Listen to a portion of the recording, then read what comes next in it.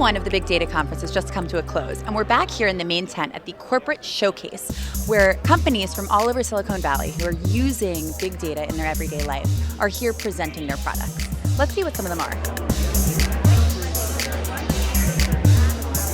This is one of the coolest things that we have here. I'm with Cataline Voss, who's a senior here at Stanford and one of the founders of Autism Glass. They're using Google Glass to collect data for kids with autism. So, Cataline, can you tell me a little bit about your product?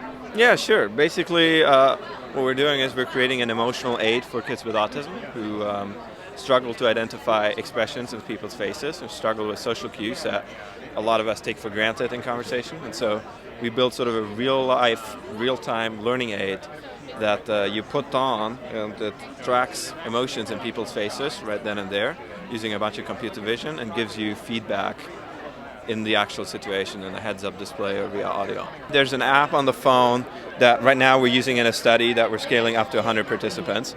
And you make a bunch of choices about, say, what kind of feedback you want to get, visual or audio. It's where all of your data is kept and where we kind of try to put therapy in the hands of parents and caregivers. You start a session, you select who's going to be in the video, and now the glasses are basically active. So you see your field of view here.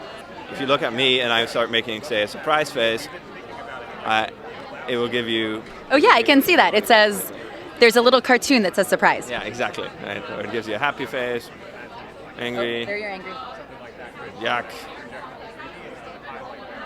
That is so cool. This is sort of what's behind the hood, basically, which is a face tracker that's tracking fiducial points in my face and recognizing emotions. How do you imagine kids and their families using this at home?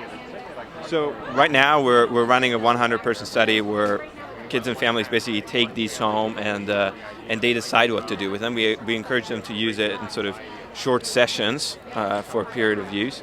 But one of the things they do is they actually review the data that they captured throughout that period, right? So I've shown you this app earlier that enables you to create a session, right? It also records all the video data that we capture and it pre-curates it with the emotional feedback we get, right? So you can jump back to that moment where dad got angry or mom was happy and you can talk through what happened and what worked well and what didn't work so well.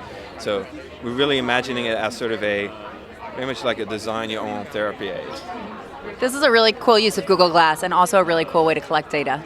I'm very impressed with you guys. Thank you so much for telling us about it. Yeah, thank you.